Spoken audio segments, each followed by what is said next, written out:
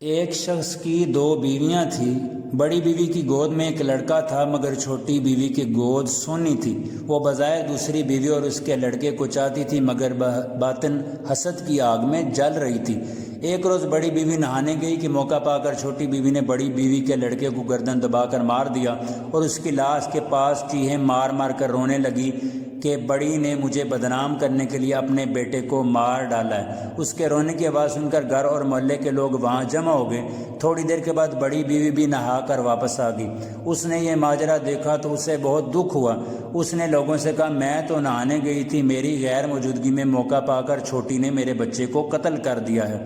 میری دنیا لٹ گئی، گود سونی ہو گئی، اب میں کیا کروں؟ دونوں ایک دوسرے پر الزام لگاتی رہیں اور ایک دوسرے کو قصوروار ٹھہراتی رہیں۔ کسی کو سمجھ میں پہنچا۔ مکھیا نے دونوں کو بلا کر سب کے سامنے دونوں کے بیانات لیے اور چکر میں پڑ گیا۔ اس کی بھی سمجھ میں نہ آیا کہ ان دونوں میں کون قاتل ہے، کیونکہ دونوں اپنے آپ کو بے قصور اور ایک دوسرے کو قاتل کہہ رہی تھیں۔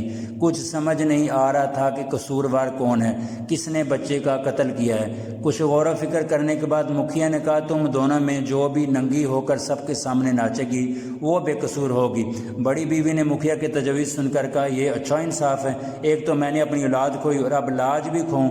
آپ چاہیں مجھے قصوروار سمجھیں یا قاتل ٹھہرائیں، مگر میں ننگی نہیں ہو سکتی۔ چھوٹی بیوی نے کہا، جب میں نے کوئی قصور کیا ہی نہیں تو ننگی ناچنے سے کیوں ڈروں؟ یہ کہہ کر کپڑے اتارنے کی تیاری کرنے لگی۔ مکھیا نے فوراً اسے کپڑے اتارنے سے روک دیا اور سب کو مخاطب کر کے کہنے لگا، جو عورت ننگی ناچنے کے لیے تیار ہے اس نے لڑکے کو قتل کیا ہے۔ میں بیٹے کی قسم کھا کے کہہ سکتا ہوں یہی قصوروار ہے۔